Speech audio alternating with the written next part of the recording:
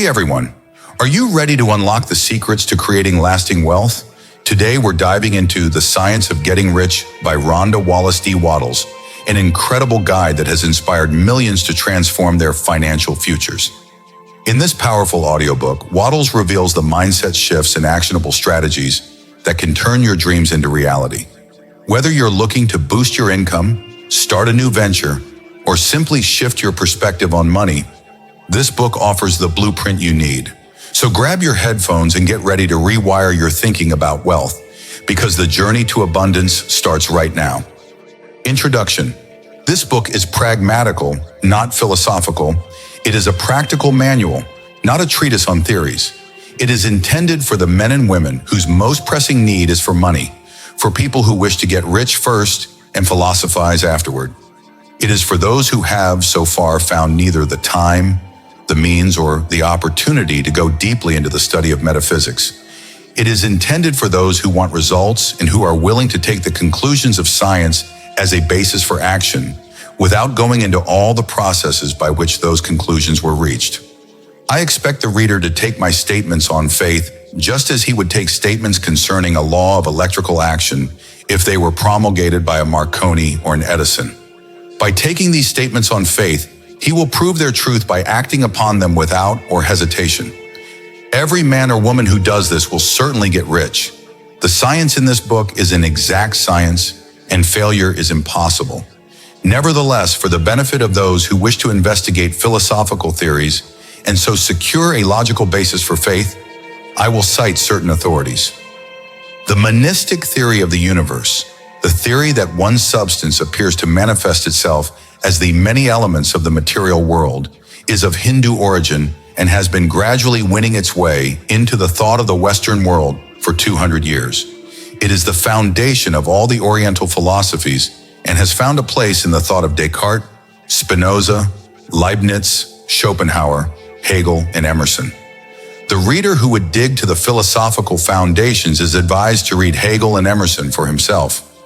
In writing this book, I have used a plain style so that all might understand. The following plan of action has been thoroughly tested and bears the supreme test for any practical experiment. It works. If you wish to know how the conclusions were arrived at, read the writings of the authors mentioned above. If you wish to reap the fruits of their philosophies in actual practice, read this book and do exactly as it tells you to do. 1. The right to be rich. Whatever may be said in praise of poverty, the fact remains that it is not possible to live a really complete or successful life unless one is rich. No person can rise to his greatest possible height in talent or soul development unless he has plenty of money. In order to unfold the soul and to develop talent, he must have many things to use, and he cannot have these things unless he has money to buy them with. People develop in mind, soul, and body by making use of things, and society is so organized that people must have money in order to become the possessor of things. Therefore, the basis of all human advancement must be the science of getting rich. The object of all life is development. Everything that lives has an inalienable right to all the development it is capable of attaining. A person's right to life means his right to have the free and unrestricted use of all the things which may be necessary to his fullest mental, spiritual, and physical unfolding. In other words, his right to be rich. In this book, I shall not speak of riches in a figurative way. To be really rich does not mean to be satisfied or contented with a little. No person ought to be satisfied with a little if he is capable of using and enjoying more. The purpose of nature is the advancement and development of life. Every individual should have all that can contribute to the power, elegance, beauty, and richness of life. The person who owns all he wants for the living of all the life he is capable of living is rich. Nobody can have all he wants without plenty of money. Life has advanced so far and become so complex that even the most ordinary man or woman requires a great amount of wealth in order to live in a manner that even approaches completeness. Every person naturally wants to become all that he is capable of becoming. This desire to realize innate possibilities is inherent in human nature. Success in life is becoming what you want to be. You can become what you want to be only by making use of things, and you can have the free use of things only as you become rich enough to buy them. Therefore, an understanding of the science of getting rich is the most essential of all knowledge. There is nothing wrong in wanting to get rich. The desire for riches is really the desire for a richer, fuller, and more abundant life. And that desire is praiseworthy. The person who does not desire to live more abundantly is uncommon. And the individual who does not desire to have money enough to buy all he wants may not be living to his full potential. There are three motives for which we live. We live for the body, the mind, and the soul. No one of these is better or holier than the other. Each is desirable, and neither body, mind, or soul can live fully if one of the others is cut short of full life and expression. It is not right or noble to live only for the soul and deny mind or body. It is wrong to live for the intellect and deny body and soul. We are all acquainted with the loathsome consequences of living for the body and denying both mind and soul. We see that real life means the complete expression of all that a person can give forth through body, mind, and soul. No person can be really happy or satisfied unless his body is living fully in every function, and unless the same is true of his mind and his soul. Wherever there is an unexpressed possibility or an unperformed function, there is an unsatisfied desire. Desire is possibility-seeking expression or function-seeking performance. A person cannot live fully in body without good food, comfortable clothing, warm shelter, and freedom from excessive toil. Rest and recreation are also necessary to his physical life. He cannot live fully in mind without books and time to study them, without opportunity for travel and observation, or without intellectual companionship. To live fully in mind, he must have intellectual recreations and must surround himself with all the objects of art and beauty he is capable of using and appreciating. To live fully in soul, an individual must have love, and the expression of love is often frustrated by poverty. An individual's highest happiness is found in the bestowal of benefits on those he loves. Love finds its most natural and spontaneous expression in giving. The person who has nothing to give cannot fill his place as a husband or father, as a citizen, or as a human being. It is in the use of material things that a person finds full life for his body, develops his mind, and unfolds his soul. It is therefore of supreme importance to be rich. It is perfectly right that you should desire to be rich. If you are a normal man or woman, you cannot help doing so. It is perfectly right that you should give your best attention to the science of getting rich, because it is the noblest and most necessary of all studies. If you neglect this study, you are derelict in your duty to yourself, to God, and to humanity. You can render God and humanity no greater service than to make the most of yourself. 2. There is a science of getting rich. There is a science of getting rich. It is an exact science like algebra or arithmetic. There are certain laws which govern the process of acquiring riches. Once a person learns and obeys these laws, he will get rich with mathematical certainty. The ownership of money and property comes as a result of doing things in a certain way. Those who do things in this certain way, whether on purpose or accidentally, get rich. Those who do not do things in this certain way, no matter how hard they work or how able they are, remain poor.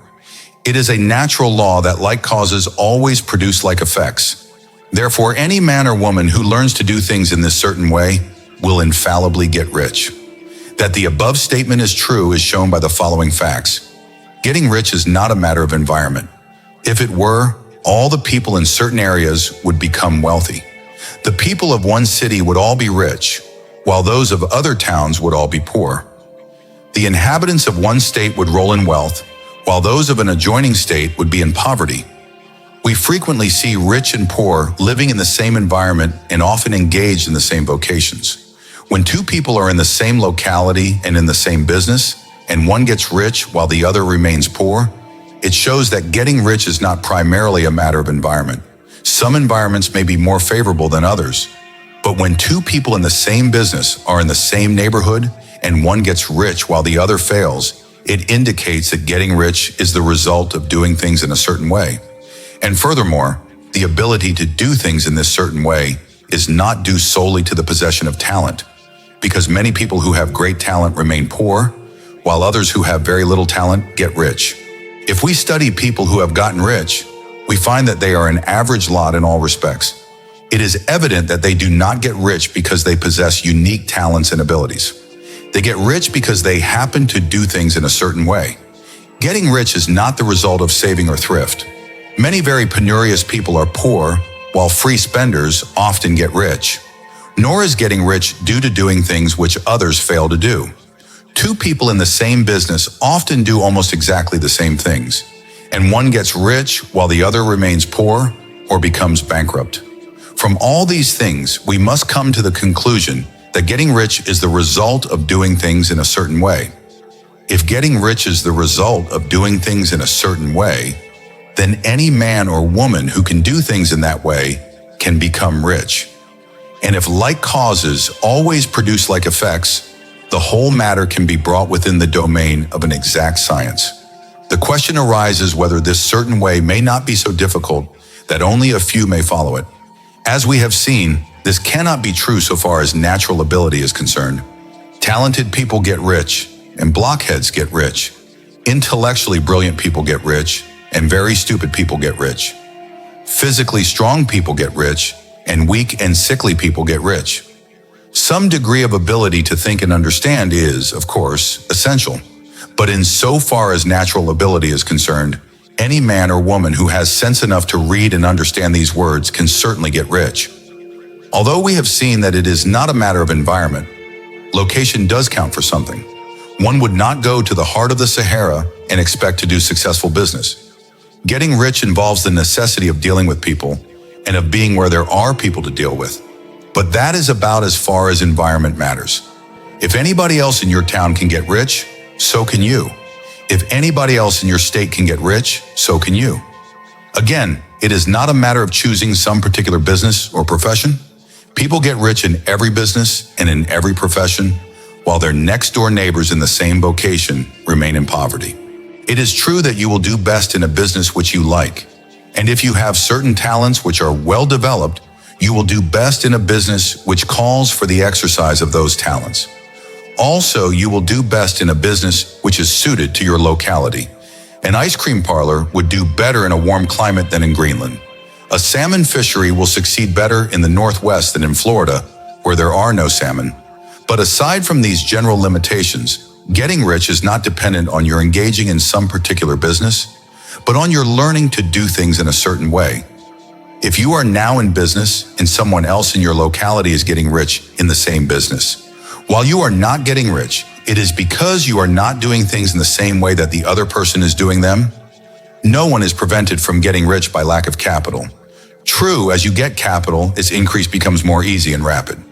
But no matter how poor you may be, if you begin to do things in a certain way, you will begin to have capital. The getting of capital is a part of the process of getting rich. It is a part of the result which invariably follows the doing of things in a certain way. You may be the poorest person on the continent and be deeply in debt, but if you begin to do things in this certain way, you must infallibly begin to get rich. Because like causes must produce like effects, you will get rich even if you do not have any friends, influence, or other resources. If you have no capital, you can get capital. If you are in the wrong business, you can get into the right business. If you are in the wrong location, you can go to the right location. You can do so by beginning in your present business and in your present location to do things in a certain way which causes success. 3, is opportunity monopolized? No person is kept poor because opportunity has been taken away from him, because other people have monopolized the wealth and have put a fence around it. You may decide not to engage in certain kinds of business, but there are other channels open to you. It would probably be hard for you to get control of any of the great fuel and power generating companies. But alternative energy forms such as solar energy and electricity produced through wind and other natural forces are businesses that are still in their infancy and that have great potential.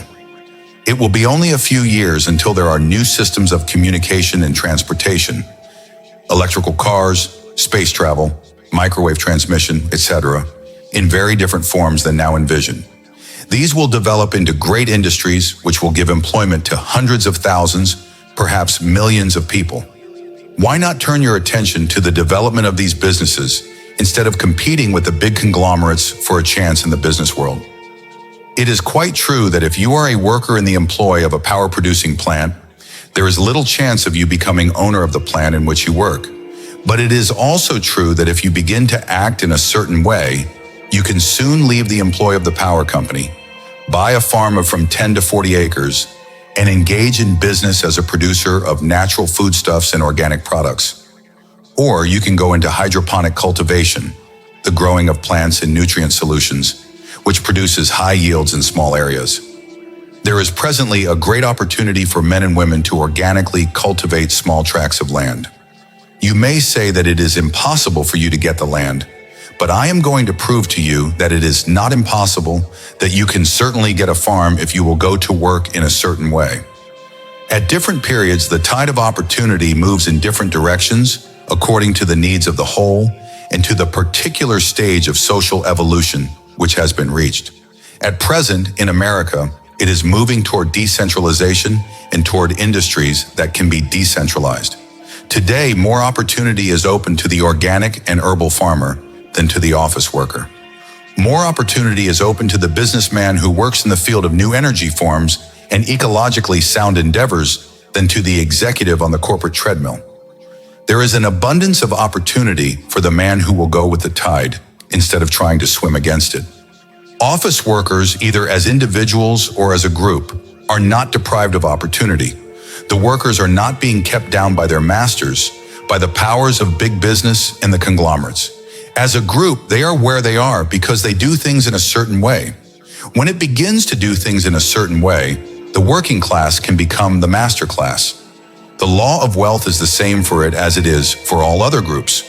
Workers will remain where they are as long as they continue to do as they do. The individual worker, however, is not held down by the ignorance or the mental slothfulness of his class. He can follow the tide of opportunity to riches. This book will tell him how. No one is kept in poverty by a shortness in the supply of riches. There is more than enough for all.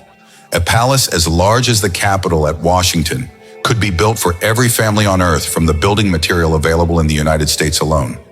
Under intensive cultivation, this country could produce enough wool, cotton, linen, silk, and food to clothe and feed each person in the world. The visible supply is practically inexhaustible, and the invisible supply really is inexhaustible. Everything you see on earth is made from one original substance, out of which all things proceed. New forms are constantly being made and older ones are dissolving, but all are shapes assumed by one thing. There is no limit to the supply of formless stuff or original substance. The universe is made out of it, but it was not all used in making the universe. The spaces in, through, and between the forms of the visible universe are permeated and filled with the original substance, with the formless stuff, with the raw material of all things. 10,000 universes can still be made, and even then, the supply of universal raw material will not be exhausted. No person, therefore, is poor because nature is poor or because there is not enough to go around. Nature is an inexhaustible storehouse of riches. The supply will never run short. Original substance is alive with creative energy and is constantly producing more forms. When the supply of building material is exhausted, more will be produced. When the soil is exhausted, so that foodstuffs and materials for clothing will no longer grow upon it, it will be renewed or more soil will be made. When all the gold and silver has been dug from the earth, if human beings are still in such a stage of social development as to need gold and silver, more will be produced from the formless. The formless stuff responds to the needs of humans. It will not let them be without any good thing. This is true of man collectively. The race as a whole is always abundantly rich. If individuals are poor, it is because they do not follow a certain way of doing things, which makes the individual man rich. The formless stuff is intelligent. It is material which thinks. It is alive and is always impelled toward more life. It is the natural and inherent impulse of life to seek to live more. It is the nature of intelligence to enlarge itself and the quality of consciousness to seek to extend its boundaries and find fuller expression. The universe of forms has been made by formless, living substance, throwing itself into form in order to express itself more fully. The universe is a great living presence, always moving inherently toward more life and fuller functioning. Nature is formed for the advancement of life. Its motive is the increase of life. For this reason, everything which can possibly minister to life is bountifully provided. There can be no lack unless God is to contradict himself and nullify his own works. You are not kept poor by a shortness in the supply of riches. I shall demonstrate a little farther on that even the resources of the formless supply are at the command of any man or woman who will act and think in a certain way. Fourth, the first principle in the science of getting rich. Thought is the only power which can produce tangible riches from the formless substance. The stuff from which all things are made is a substance which thinks. A thought of form in this substance produces the form. Original substance moves according to its thoughts. Every form and process you see in nature is the visible expression of a thought in the original substance. As it thinks of a form, it takes that form. As it thinks of a motion, it makes that motion. That is the way all things were created. We live in a thought world, and this world is a part of a thought universe. The thought of a moving universe extended throughout the formless substance. The thinking stuff resulting from that thought took the form of systems of planets and continues to maintain that form. Thinking substance takes the form of its thought and moves according to the thought. Holding the idea of a circling system of suns and worlds, it took the form of these bodies and moved them accordingly. Although centuries may be required to do the work, by thinking the form of a slow-growing tree, the formless substance produces the tree. In creating, the formless substance seems to move according to the lines of motion it has established. The thought of an oak tree does not cause the instant formation of a full-grown tree, but it does start in motion the forces which will produce the tree along established lines of growth. Every thought of form, held in thinking substance, causes the creation of that form, but always, or at least generally, along lines of growth and action already established. If the thought of a house of a certain construction were impressed upon the formless substance, it might not cause the instant formation of that house, but it would cause the turning of creative energies already working in trade and commerce into such channels as to result in the speedy building of the house. And if there were no existing channels through which the creative energy could work, the house would be formed directly from primal substance without waiting for the slow processes of the organic and inorganic world. No thought of form can be impressed upon the original substance without causing the creation of that form. A human being is a thinking center and can originate thought. All the forms that a person fashions with his hands must first emerge from his thought. He cannot shape a thing until he has thought that thing. And, so far, man has confined his efforts wholly to the work of his hands. He has applied manual labor to the world of forms, seeking to change or modify already existing forms. He has never thought of trying to cause the creation of new forms by impressing his thoughts upon the formless substance. When a person has a thought form, he takes material from the forms of nature and makes an image of the form which is in his mind. He has, so far, made little or no effort to cooperate with the formless intelligence to work with the Father. He has not dreamed that he can do what he seeth the Father doing. Man reshapes and modifies existing forms by manual labor. He has not considered the question of whether he could produce things from the formless substance by communicating his thoughts to it. I propose to prove that he may do so, to prove that any man or woman may do so, and to show how. My first step will be to lay down 3 fundamental propositions. First, we assert that there is one original, formless substance from which all things are made. All the seemingly many elements are only different presentations of one element. All the many forms found in organic and inorganic nature are only different shapes made from the same stuff. And this stuff is thinking stuff. A thought held in it produces the form of the thought. Thought in thinking substance produces shapes. A human being is a thinking center, capable of original thought. If a person can communicate his thought to original thinking substance, he can cause the creation or formation of the thing he thinks about. To summarize this, there is a thinking stuff from which all things are made, and which, in its original state, permeates, penetrates, and fills the inner spaces of the universe. A thought in this substance produces the thing that is imaged by the thought. A person can form things in his thought, and by impressing his thought upon formless substance, can cause the thing he thinks about to be created. I can prove these statements by both logic and experience. Reasoning back from the phenomena of form and thought, I come to one original thinking substance. And reasoning forward from this thinking substance, I come to the individual's power to cause the formation of the thing he thinks about. By experiment, I find this reasoning to be true, and this is my strongest proof. If one person who reads this book gets rich by doing what I tell him to do, that is evidence in support of my claim. Furthermore, if every person who does what I tell him to do gets rich, that is positive proof until someone goes through the process and fails. The theory is true until the process fails, and this process will not fail because every person who does exactly what I tell him to do will get rich. I have said that an individual gets rich by doing things in a certain way. In order to do so, a person must become able to think in a certain way. A person's way of doing things is the direct result of the way he thinks about things. To do things in a way you want to do them, you will have to acquire the ability to think the way you want to think. This is the first step toward getting rich. To think what you want to think is to think truth, regardless of appearances. Every person has the natural and inherent power to think what he wants to think, but it requires far more effort to do so than it does to think the thoughts which are suggested by appearances. To think according to appearances is easy. To think truth, regardless of appearances, is laborious and requires the expenditure of more power than any other work a person has to perform. There is no labor from which most people shrink as they do from that of sustained and consecutive thought. It is the hardest work in the world.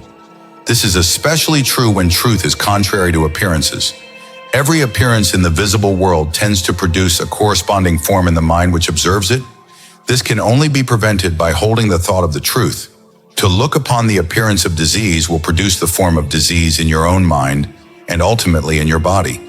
Instead, you must hold the thought of the truth, which is that there is no disease. Disease is only an appearance, and the reality is health. To look upon the appearances of poverty will produce corresponding forms in your own mind. Instead, you must hold to the truth that there is no poverty, there is only abundance. It requires power to think health when surrounded by the appearances of disease, or to think riches when in the midst of the appearances of poverty. But he who acquires this power becomes a mastermind. He can conquer fate, he can have what he wants.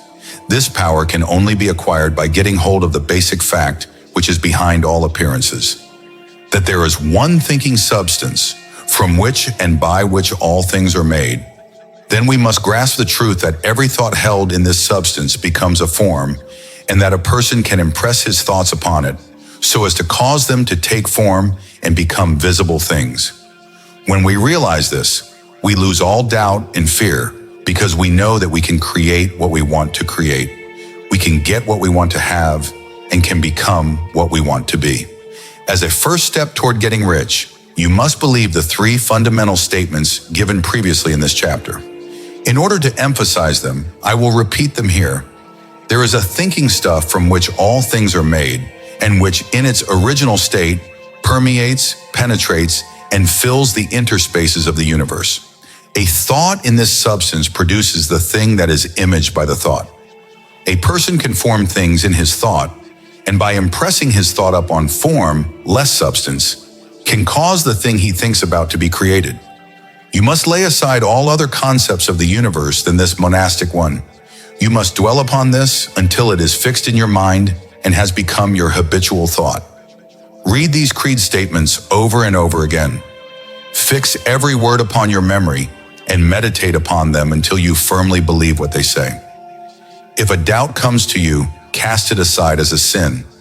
Do not listen to arguments against this idea. Do not go to churches or lectures where a contrary concept of things is taught or preached. Do not read magazines or books which teach a different idea. If you get mixed up in your faith, all your efforts will be in vain. Do not ask why these things are true, nor speculate as to how they can be true. Simply take them on trust. The science of getting rich begins with the absolute acceptance of this faith. Fifth, increasing life. You must get rid of the last vestige of the old idea that there is a deity whose will it is that you should be poor, or whose purposes may be served by keeping you in poverty. The intelligent substance, which is everything and lives in everything, lives in you. It is a consciously living substance.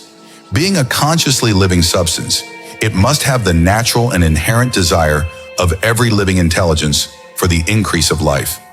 Every living thing must continually seek for the enlargement of its life, because life in the mere act of living must increase itself.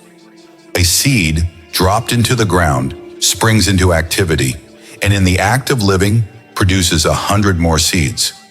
Life by living multiplies itself. It is forever becoming more. It must do so to continue to exist. Intelligence is under this same necessity for continuous increase. Every thought we think makes it necessary for us to think another thought. Consciousness is continually expanding. Every fact we learn leads us to the learning of another fact. Knowledge is continually increasing. Every talent we cultivate brings to the mind the desire to cultivate another talent. We are subject to the urge of life.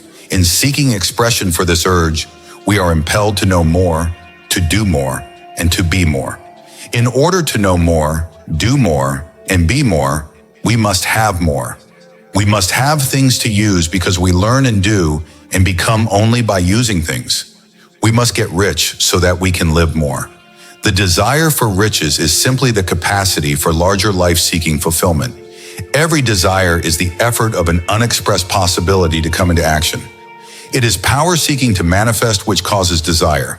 That which makes you want more money is the same as that which makes the plant grow. It is life seeking fuller expression. The one living substance must be subject to this law for all of life. It is permeated with the desire to live more.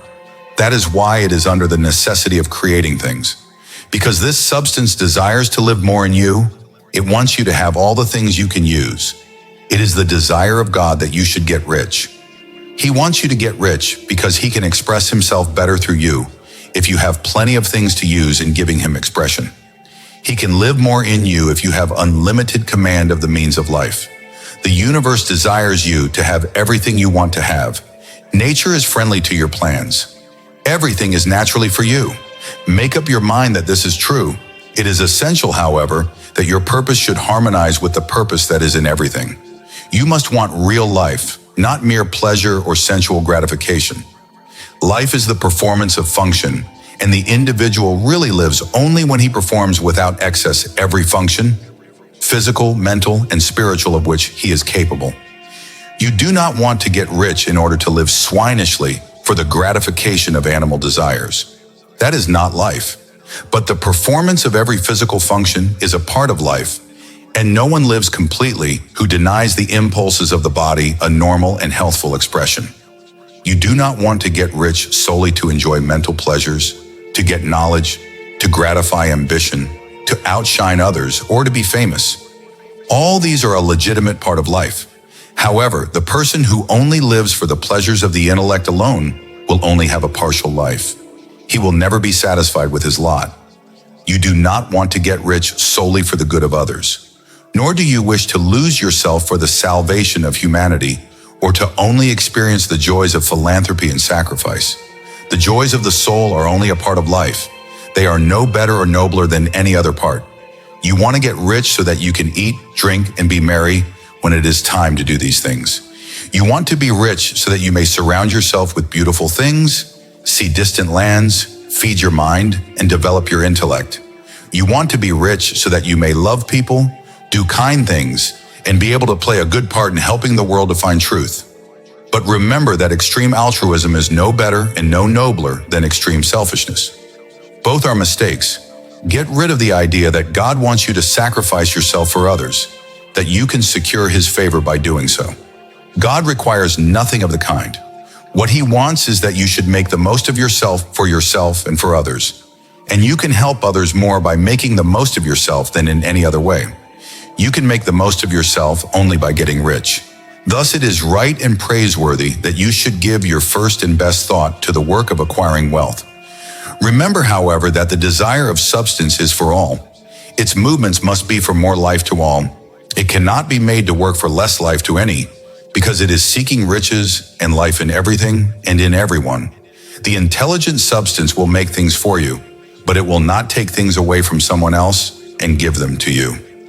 You must get rid of the thought of competition. You are to create, not to compete for what is already created. You do not have to take anything away from anyone. You do not have to drive sharp bargains. You do not have to cheat or to take advantage. You do not need to let any man work for you for less than he earns. You do not have to covet the property of others or to look at it with wishful eyes. No one has anything of which you cannot have the same, and you can have it without taking what he has away from him. You are to become a creator, not a competitor. You are going to get what you want, but in such a way that when you get it, every other person will have more than he has now. I am aware that there are people who acquire a vast amount of money by proceeding in direct opposition to the directions in the preceding paragraph. Those of the plutocratic type who become very rich sometimes do so purely through their extraordinary ability on the plane of competition. However, sometimes, for example, in their contribution to the growth of industry, they unconsciously harmonize with substance in its movement toward the betterment of humanity. Rockefeller, Carnegie, Morgan, et al. Have been the unconscious agents of the supreme power in the necessary work of systematizing and organizing productive industry. Their work has contributed immensely toward increased life for all. They helped to organize production and were soon succeeded by the agents of the multitude who organized the machinery of distribution. The multimillionaires are like the monster reptiles of prehistoric eras. They play a necessary part in the evolutionary process, but the same power which produced them will dispose of them. And it is well to bear in mind that they have never been really rich. A record of the private lives of most of this class will show that they have really been the most abject and wretched of the poor. Riches secured on the competitive plane are never satisfactory and permanent. They are yours today and another's tomorrow. Remember, if you are to become rich in a scientific and certain way, you must rise entirely out of competitive thought. You must never think for a moment that the supply is limited. You drop into the competitive mind the moment you begin to think that all the money is being cornered and controlled by bankers and others, and that you must exert yourself to get laws passed to stop this process. Your power to cause creation will temporarily disappear, and what is worse, you will probably arrest the creative movements you have already instituted. Know that there are countless millions of dollars worth of undiscovered gold in the mountains of the earth. Know that if there were not, more would be created from the thinking substance to supply your needs. Know that the money you need will come, even if it is necessary for 1,000 people to be led to the discovery of new gold mines tomorrow. Never look at the visible supply. Always look at the limitless riches in the formless substance, and know that they are coming to you as fast as you can receive and use them. Nobody, by cornering the visible supply, can prevent you from getting what is yours. Never allow yourself to think for an instant that all the best building spots will be taken before you get ready to build your house. Never worry about the trusts and combines and get anxious for fear they will soon come to own the whole earth. Never get afraid that you will lose what you want because some other person beats you to it. That cannot possibly happen. You are not seeking anything that is possessed by anybody else. You are causing what you want to be created from the formless substance, and the supply is limitless. There is a thinking stuff from which all things are made, and which, in its original state, permeates, penetrates, and fills the interspaces of the universe. A thought in this substance produces the thing that is imaged by the thought. A person can form things in his thought, and by impressing his thought up on formless substance, can cause the thing he thinks about to be created. 6. How riches come to you. When I say that you do not have to drive sharp bargains, I do not mean that you do not have to drive any bargains at all, or that you are above the necessity for having any dealings with other people. I mean that you will not need to deal with them unfairly. You do not have to get something for nothing. You can give to every person more than you take from him. You cannot give a person more in cash value than you take from him, but you can give him more in use value than the cash value of the thing you take from him. The paper, ink, and other material in this book may not be worth the money you paid for it, but if the ideas in this book bring you thousands of dollars, you have not been wronged by those who sold it to you. They have given you a great use value for a small cash value. Let us suppose that I own a picture which in any civilized community is worth thousands of dollars. I take it to Baffin Bay and by salesmanship, induce an Eskimo to give a bundle of furs worth $500 for it. I have really wronged him because he has no use for the picture. It has no use value to him, it will not add to his life. But suppose I give him a gun worth $50 for his furs. Then he has made a good bargain. He has use for the gun. It will get him more furs and much food. It will add to his life in every way. It will make him rich. When you rise from the competitive to the creative plane, you can scan your business transactions very strictly. If you see that you are selling a person anything which does not add more to his life than the thing he gives you in exchange, you can afford to stop it. You do not have to beat anybody in business. And if you are in a business which does beat people, get out of it at once. Give every person more in use value than you take from him in cash value. Then you are adding to the life of the world with every business transaction. If you have people working for you, you must take from them more in cash value than you pay them in wages. But you can organize your business so that it will be filled with the principle of advancement. Thus, each employee who wishes to do so may advance a little every day. You can make your business do for your employees what this book is doing for you. You can conduct your business so that it will be a ladder by which every willing employee may climb to riches himself.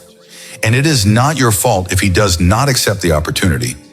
Even though you can cause your riches to come out of the formless substance which permeates all of your environment, it does not follow that your fortune will immediately take shape from the atmosphere and come into being before your eyes. If you want a sewing machine, for instance, I would suggest that before you impress the thought of a sewing machine on the thinking substance, you first make sure the image of the machine is clearly formed in your mind. If you want a sewing machine, hold the mental image of it with the most positive certainty that it is being made or is on its way to you. After once forming the thought, have the most absolute and unquestioning faith that the sewing machine is coming. Never think of it or speak of it without feeling confident that it will arrive. Claim it as already yours. It will be brought to you by the power of the supreme intelligence, acting upon the minds of men. If you live in Maine, it may be that a person will be brought from Texas or Japan to engage in some transaction which will result in your getting what you want. If so, the whole matter will be as much to that person's advantage as it is to yours. Do not forget for a moment that the thinking substance is in everything, communicating with everything and able to influence everything. The desire of the thinking substance for more life and better living has caused the creation of all the sewing machines that have ever been made, and it can cause the creation of millions more. It will do so whenever people set it in motion by desire and faith and by acting in the certain way. You can certainly have a sewing machine in your house. You can have anything you want as long as you use it for the advancement of your own life and the lives of others. You need not hesitate about asking largely. It is your Father's pleasure to give you the kingdom, said Jesus. The original substance wants to live as much as possible in you. It wants you to have all that you can or will use for the living of the most abundant life. Your faith becomes invincible if you fix upon your consciousness the fact that the desire you feel for the possession of riches is one with the desire of the supreme power for more complete expression. Once I saw a little boy sitting at a piano and vainly trying to bring harmony out of the keys. I saw that he was grieved and provoked by his inability to play real music. I asked him why he was unhappy, and he answered, "I can feel the music in me, but I can't make my hands go right." The music in him was the urge of the original substance, containing all the possibilities of all life. All that there is of music was seeking expression through the child. God, the one substance, is trying to live and do and enjoy things through humanity. He is saying, I want hands to build wonderful structures, to play divine harmonies, to paint glorious pictures. I want feet to run my errands, eyes to see my beauties, tongues to tell mighty truths, and to sing marvelous songs. All that is possible is seeking expression through human beings. God wants those who can play music to have the instruments they need, to have the means to cultivate their talents to the fullest extent. He wants those who can appreciate beauty to be able to surround themselves with beautiful things. He wants those who can discern truth to have every opportunity to travel and observe. He wants those who can appreciate dress to be beautifully clothed, and those who can appreciate good food to be luxuriously fed. He wants all these things because he enjoys and appreciates them. It is God who wants to play and sing and enjoy beauty, and proclaim truth and wear fine clothes and eat good foods. "It is God that worketh in you to will and to do," said Paul. "The desire you feel for riches is the infinite, seeking to express himself in you as he sought to find expression in the little boy at the piano. You need not hesitate to ask largely. Your part is to focus and express the desires of God. This is a difficult point with most people. They retain something of the old idea that poverty and self-sacrifice are pleasing to God. They look upon poverty as a part of the plan, as a necessity of nature. They have the idea that God has finished his work and has made all that he can make, that the majority of humanity must stay poor because there is not enough to go around. People hold to this erroneous thought so much that they feel ashamed to ask for wealth. They try not to want more than a very modest competence, just enough to make them fairly comfortable. I recall now the case of one student who was told that he must see in his mind a clear picture of the things he desired, so that the creative thought of them might be impressed on the formless substance. He was a very poor man, living in a rented house and having only what he earned from day to day. He could not grasp the fact that all wealth was his. Therefore, after thinking the matter over, he decided that he might reasonably ask for a new rug for the floor of his best room and an anthracite coal stove to heat the house during the cold weather. Following the instructions given in this book, he obtained these things in a few months. Then it dawned upon him that he had not asked enough. He went through the house in which he lived and planned all the improvements he would like to make in it. He mentally added a bay window here and a room there. He continued until it was complete in his mind as his ideal home, and then he planned its furnishings. Holding the whole picture in his mind, he began living in the certain way and moving toward what he wanted. He owns the house now and is rebuilding it according to his mental image. Now, with still larger faith, he is proceeding to get greater things. It has been unto him according to his faith, and it is so with you and with all of us. 7. Gratitude. The illustrations given in the last chapter will have conveyed to the reader the fact that the first step toward getting rich is to convey the idea of your wants to the formless substance. This is true, and you will see that in order to do so, it becomes necessary to relate yourself to the formless intelligence in a harmonious way. To secure this harmonious relationship is a matter of such primary and vital importance that I will give some space to its discussion here. I will give you instructions which, if you follow them, will be certain to bring you into a perfect unity of mind with God. The whole process of mental adjustment and atonement can be summed up in one word: gratitude. First, you believe that there is one intelligent substance from which all things proceed. Secondly, you believe that this substance gives you everything you desire. And thirdly, you relate yourself to it through a feeling of deep and profound gratitude. Many people who order their lives rightly in all other ways are kept in poverty by their lack of gratitude. Having received one gift from God, they cut the wires which connect them with Him by failing to make acknowledgement. It is easy to understand that the nearer we live to the source of wealth, the more wealth we shall receive. It is also easy to understand that a soul that is always grateful lives in closer touch with God than one who never looks to Him in thankful acknowledgement. When good things come to us, the more gratefully we fix our minds on the supreme power, the more good things we will receive and the more rapidly they will come. The reason for this is simply that the mental attitude of gratitude draws the mind into closer touch with the source from which the blessings come. If it is a new thought to you that gratitude brings your whole mind into closer harmony with the creative energies of the universe, consider it well, and you will see that it is true. The good things you already possess have come to you because of certain laws. Gratitude will lead your mind out along the ways by which things come, and it will keep you in close harmony with creative thought and prevent you from falling into competitive thought. Gratitude alone can keep you looking toward the infinite and prevent you from falling into the error of thinking that the supply of riches is limited and to think that would be fatal to your hopes. There is a law of gratitude, and if you are to get the results you seek, it is absolutely necessary that you should observe this law. The law of gratitude is the natural principle that action and reaction are always equal and in opposite directions. The grateful outreaching of your mind in thankful praise to the supreme power is a liberation or expenditure of force. It cannot fail to reach that to which it is addressed. And as a result, God responds with an instantaneous movement toward you. Draw nigh unto God, and he will draw nigh unto you. That is a statement of psychological truth. And if your gratitude is strong and constant, the reaction in the formless substance will be strong and continuous. The movement of the things you want will always be toward you.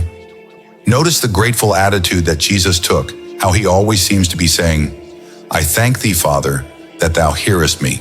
You cannot exercise much power without gratitude, because it is gratitude that keeps you connected with power. But the value of gratitude does not consist solely in getting more blessings in the future.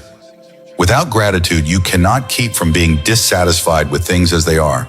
The moment you permit your mind to dwell with dissatisfaction upon things as they are, you begin to lose ground. You fix attention upon the common, the poor, the squalid, and the mean, and your mind takes the form of these things. You will then transmit these forms or mental images to the formless. Thus the common, the poor, the squalid, and the mean will come to you. To permit your mind to dwell upon the inferior is to become inferior and to surround yourself with inferior things. On the other hand, to fix your attention on the best is to surround yourself with the best and to become the best. The creative power within us makes us into the image of that to which we give our attention. We are thinking substance, and thinking substance always takes the form of that which it thinks about. The grateful mind is constantly fixed upon the best. Therefore, it tends to become the best. It takes the form or character of the best and will receive the best. Also, faith is born of gratitude. The grateful mind continually expects good things, and expectation becomes faith. The reaction of gratitude upon one's own mind produces faith. Every outgoing wave of grateful thanksgiving increases faith. The person who has no feeling of gratitude cannot long retain a living faith. And, as we will see in the following chapters, without a living faith you cannot get rich by the creative method.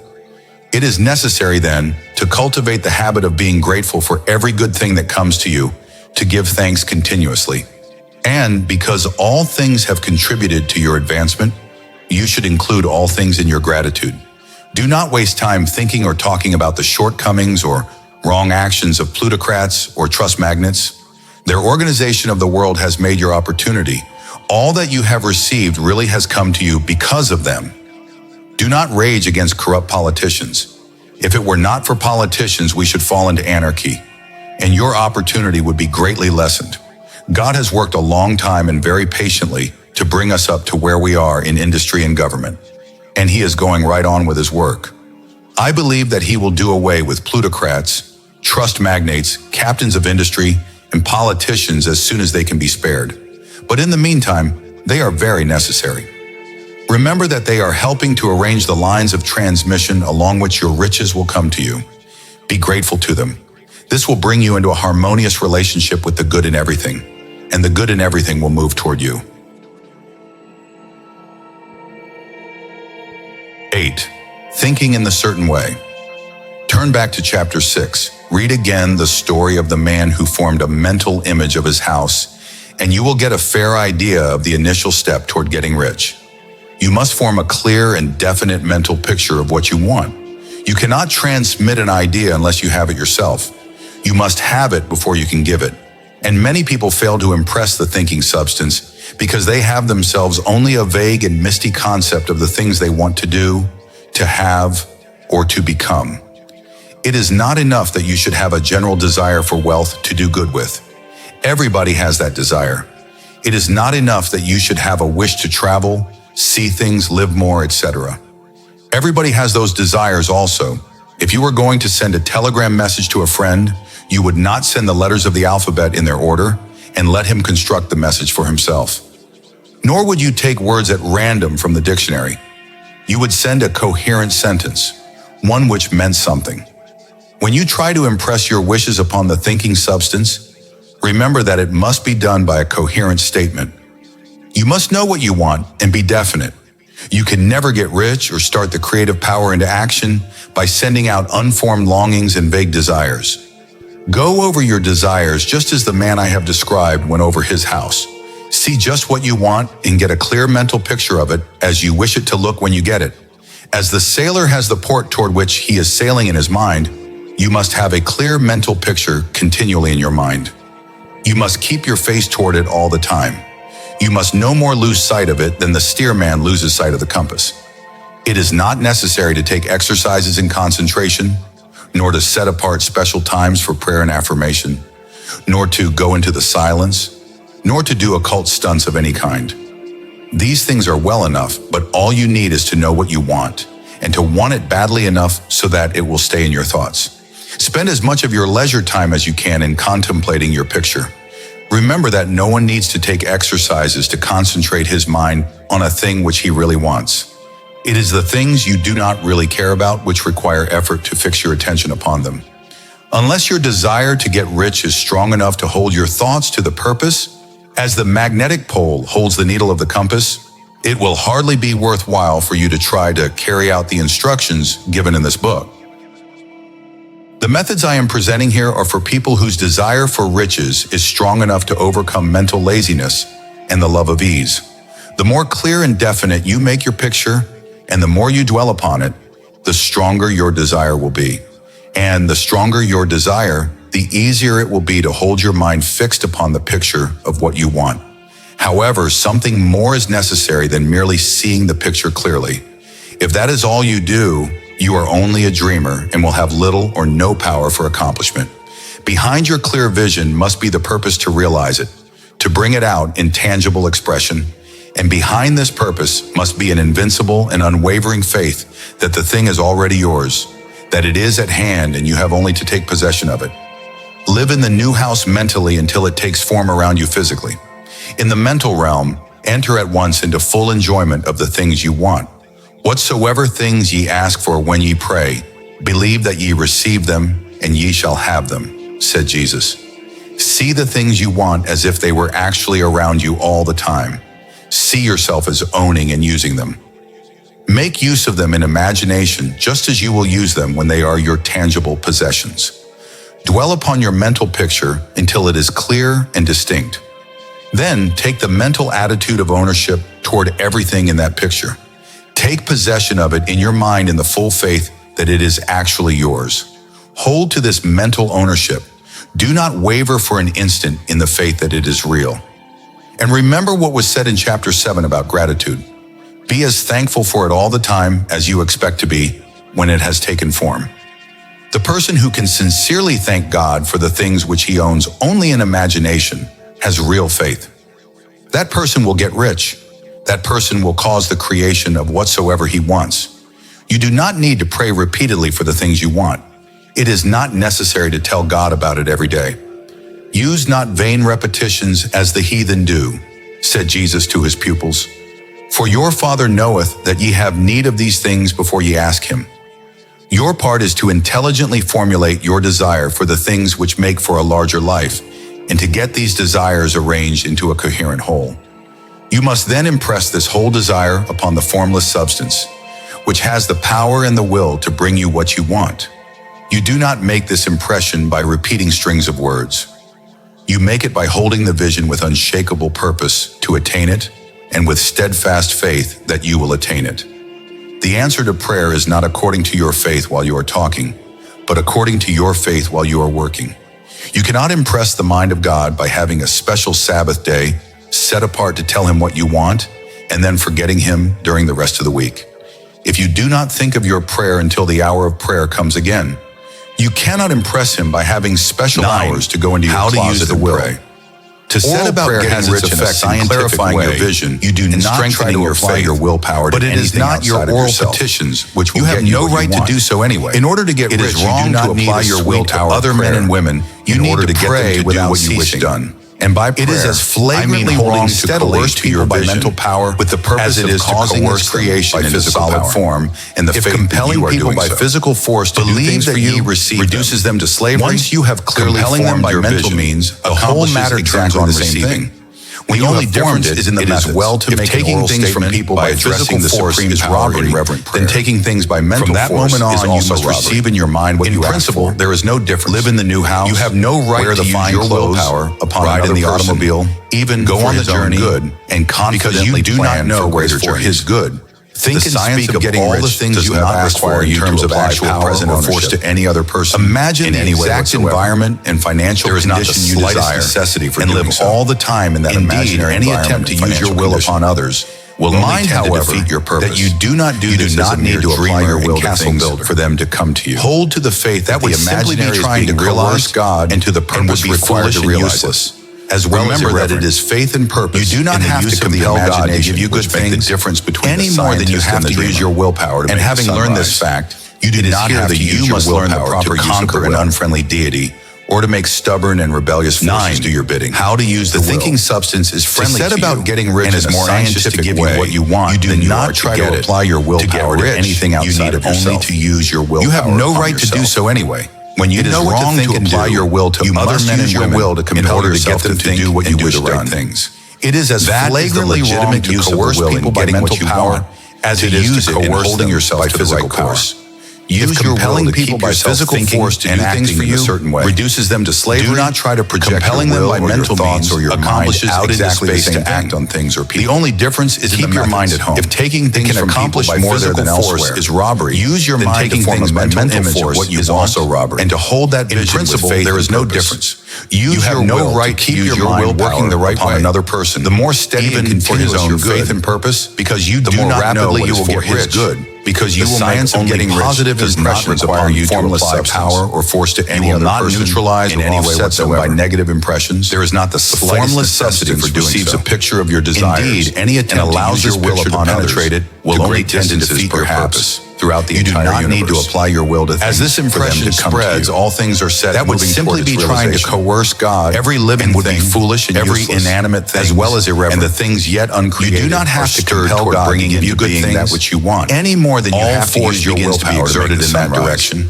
You do not have to use your willpower to conquer an unfriendly deity. The minds of people everywhere are influenced toward doing the things necessary to fulfilling your desires. The thinking substance is friendly to you. They work for you, more anxious to give you what you want than you are. But you can check all this by starting a negative impression in the formless substance. You need only to use your willpower. Doubt or unbelief is as certain to start a movement away from you as you must use your will to compel yourself to think and do the right thing. By not understanding this, that most people fail when they try to make use of getting what you want. Mental science to use it in holding yourself every hour and moment you spend in use your will to keep yourself thinking. Every hour you spend in worry. Every hour in which your soul is possessed by unbelief or your mind out into space away from you through the whole domain of the intelligent substance. It can accomplish more there than elsewhere. Unto them that use your mind to form a mental image of what you want. Notice how insistent Jesus was upon this point of belief. Use your will. Now you know the reason your mind working the right way. Since belief is all important, the more steady and continuous your faith and purpose. And the more rapidly you will get rich to very great because you will make only positive impressions upon it is important that you focus your attention. You will not neutralize or offset them by means of your will. The formless substance receives a picture of your desires and allows this picture to penetrate it to great distances, perhaps, throughout the entire universe. As this impression spreads, all things are set moving toward its realization. Every living thing, every inanimate things, and the things yet uncreated are stirred toward bringing into being that which you want. All force begins to be exerted in that direction. All things begin to move toward you. The minds of people everywhere are influenced toward doing the things necessary to fulfilling your desires, and they work for you unconsciously. But you can check all this by starting a negative impression in the formless substance. Doubt or unbelief is as certain to start a movement away from you as faith and purpose are to start one toward you. By not understanding this, most people fail when they try to make use of mental science to get rich. Every hour and moment you spend in giving heed to doubts and fears, every hour you spend in worry, every hour in which your soul is possessed by unbelief, sets a current away from you through the whole domain of the intelligent substance. All the promises are unto them that believe and unto them only. Notice how insistent Jesus was upon this point of belief. Now you know the reason why. Since belief is all important, it behooves you to guard your thoughts. And as your beliefs will be shaped to very great extent by the things you observe and think about, it is important that you focus your attention. Here the will comes into use because by means of your will, you determine the objects of your attention. If you want to become rich, you must not make a study of poverty. Things are not brought into being by thinking about their opposites. Health is never to be attained by studying disease and thinking about disease. Righteousness is not to be promoted by studying sin and thinking about sin. And no one ever got rich by studying poverty and thinking about poverty. Medicine as a science of disease has increased disease. Religion as a science of sin has promoted sin. And economics as a study of poverty will fill the world with wretchedness and want. Do not talk about poverty. Do not investigate it or concern yourself with it. Never mind what its causes are. You have nothing to do with them. What concerns you is the cure. Do not spend your time in charitable work or charity movements. All charity only tends to perpetuate the wretchedness it aims to eradicate. I do not say that you should be hard-hearted or unkind and refuse to hear the cry of need, but you must not try to eradicate poverty in any of the conventional ways. Put poverty behind you, put all that pertains to it behind you, and make good. You cannot hold the mental image which is necessary to make you rich if you fill your mind with pictures of poverty. Do not read books or papers which give accounts of the wretchedness of the tenement dwellers or of the horrors of child labor. Do not read anything which fills your mind with gloomy images of want and suffering. You cannot help the poor in the least by knowing about these things. The widespread knowledge of the circumstances of the poor does not tend at all to do away with poverty. What tends to do away with poverty is not the getting of pictures of poverty into your mind, but getting pictures of wealth into the minds of the poor. You are not deserting the poor in their misery when you refuse to allow your mind to be filled with pictures of that misery. Poverty can be done away with, not by increasing the number of well-to-do people who think about poverty, but by increasing the number of poor people who succeed in getting rich through the exercise of faith and purpose. The poor do not need charity, they need inspiration. Charity only sends them a loaf of bread to keep them alive in their wretchedness or gives them an entertainment to make them forget for an hour or two. But inspiration will cause them to rise out of their misery. If you want to help the poor, demonstrate to them that they can become rich. Prove it by getting rich yourself. Get rich. This is the best way that you can help the poor.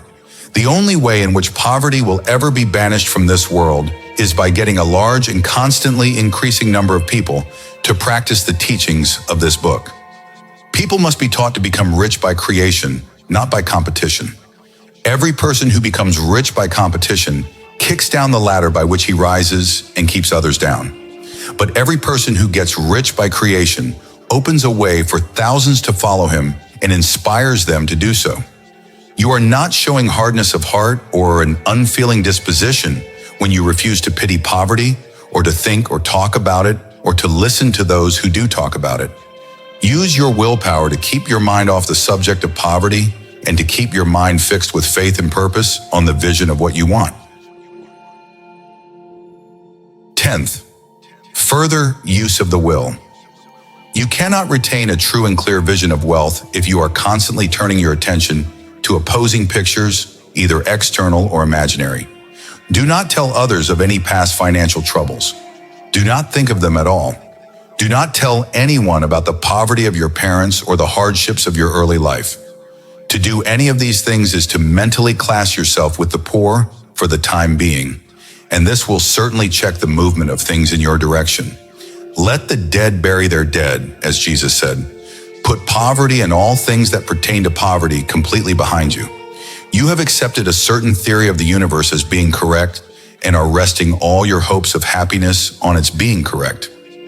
What can you gain by giving heed to conflicting theories? Do not read religious books which tell you that the world is soon coming to an end. Do not read the writings of muckrakers and pessimistic philosophers who tell you that it is going to the devil. The world is not going to the devil. It is going to God. It is a wonderful becoming. True, there may be a good many things in existing conditions which are disagreeable. But what is the use of studying them when they are certainly passing away, and when the study of them only tends to check their passing and keep them with us? Why give time and attention to things which are being removed by evolutionary growth, when you can hasten their removal only by promoting the evolutionary growth as far as your part of it goes? No matter how horrible the apparent conditions may be in certain countries, sections, or places, you waste your time and destroy your own chances by considering them. You should interest yourself in the world's becoming rich.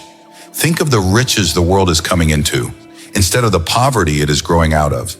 And bear in mind that the only way in which you can assist the world in growing rich is by growing rich yourself through the creative method, not the competitive one. Give your attention wholly to riches. Ignore poverty. Whenever you think or speak of those who are poor, think and speak of them as those who are becoming rich, as those who are to be congratulated rather than pitied. Then they and others will catch the inspiration and begin to search for the way out. Because I say that you are to give your whole time and mind and thought to riches, it does not follow that you are to be sordid or mean. To become really rich is the noblest aim you can have in life because it includes everything else. On the competitive plane, the struggle to get rich is a godless scramble for power over other people. But when we come into the creative mind, all this is changed. All that is possible in the way of greatness and soul unfoldment of service and lofty endeavor comes by way of getting rich. All is made possible by the use of things. If you do not have physical health, you will find that its attainment is conditional on your getting rich. Only those who are emancipated from financial worry and who have the means to live a carefree existence and follow hygienic practices can have and retain health. Moral and spiritual greatness is only possible for those who are above the competitive battle for existence, and only those who are becoming rich on the plane of creative thought are free from the degrading influences of competition. If your heart is set on domestic happiness, remember that love flourishes best where there is refinement, a high level of thought, and freedom from corrupting influences. These are to be found only where riches are attained without strife or rivalry by the exercise of creative thought. I repeat, you can aim at nothing so great or noble as to become rich. You must fix your attention upon your mental picture of riches, to the exclusion of all that may tend to dim or obscure your vision. You must learn to see the underlying truth in all things. You must see beneath all seemingly wrong conditions the great one life ever moving forward toward fuller expression and more complete happiness. It is the truth that there is no such thing as poverty. There is only wealth. Some people remain in poverty because they are ignorant of the fact that there is wealth for them. These people can best be taught by showing them the way to affluence in your own person and practice. Others are poor because while they feel that there is a way out, they are too intellectually indolent to put forth the mental effort necessary to find that way and travel it. And for these people, the very best thing you can do is to arouse their desire by showing them the happiness that comes from being rightly rich. Others are poor because, while they have some notion of science, they have become so swamped and lost in a maze of metaphysical and occult theories that they do not know which road to take. They try a mixture of many systems and fail in all. For these, again, the very best thing to do is to show them the right way in your own person and practice. An ounce of doing things is worth a pound of theorizing. The very best thing you can do for the whole world is to make the most of yourself. You can serve God and your fellow humans in no more effective way than by getting rich. That is, if you get rich by the creative method and not by the competitive one. Another thing, I assert that this book gives in detail the principes of the science of getting rich. You do not need to read any other book upon the subject. This may sound narrow and egotistical. However, there is no more scientific method of computation in mathematics than by addition, subtraction, multiplication, and division. No other method is possible. There can be only one shortest distance between 2 points. There is only one way to think scientifically, and that is to think in the way that leads by the most direct and simple route to the goal. No person has yet formulated a briefer or less complex system than the one I am describing here. It has been stripped of all non-essential. When you begin this method, lay all others aside. Put them out of your mind altogether. Read this book every day. Keep it with you. Commit it to memory. Do not think about other systems and theories. If you do, you will begin to have doubts and to become uncertain and wavering in your thought. Then you will bring negative thought to the formless substance. After you have made good and become rich, you may study other systems as much as you please. But until you are quite sure that you have gained what you want, do not read anything else on this subject except the authors mentioned in the preface. Only read the most optimistic comments on the world's news, just those that are in harmony with your picture. Also, postpone your investigations into the occult. Do not dabble in theosophy, spiritualism, or kindred studies. It is very likely that the dead still live and are near. But if they are, let them alone. Mind your own business. Wherever the spirits of the dead may be, they have their own work to do and their own problems to solve. We have no right to interfere with them. We cannot help them. It is very doubtful whether they can help us or whether we have any right to trespass upon their time if they can. Let the dead and the hereafter alone. Solve your own problem, get rich. If you begin to mix with the occult, you will start mental cross-currents which will surely bring your hopes to shipwreck. Lastly, this and the preceding chapters have brought us to the following statement of basic facts. There is a thinking stuff from which all things are made, and which in its original state permeates, penetrates, and fills the inner spaces of the universe.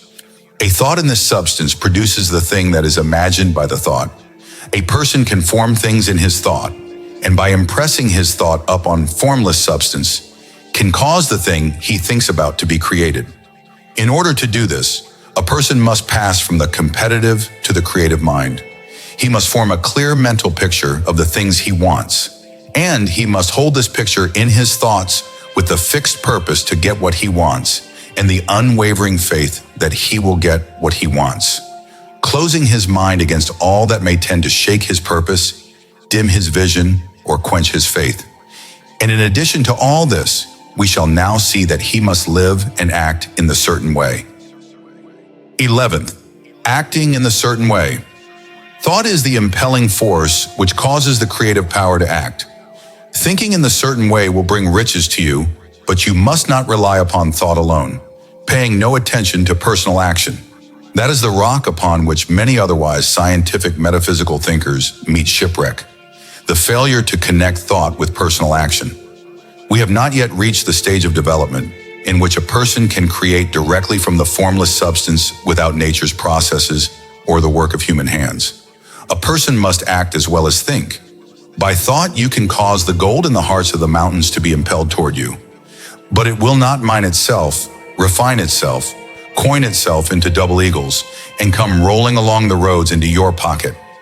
Under the impelling force of the supreme power, people's affairs will be so ordered that someone will be led to mine the gold for you, and another person's business transactions will be so directed that the gold will be brought toward you. You must arrange your own business affairs so that you are able to receive it when it comes to you.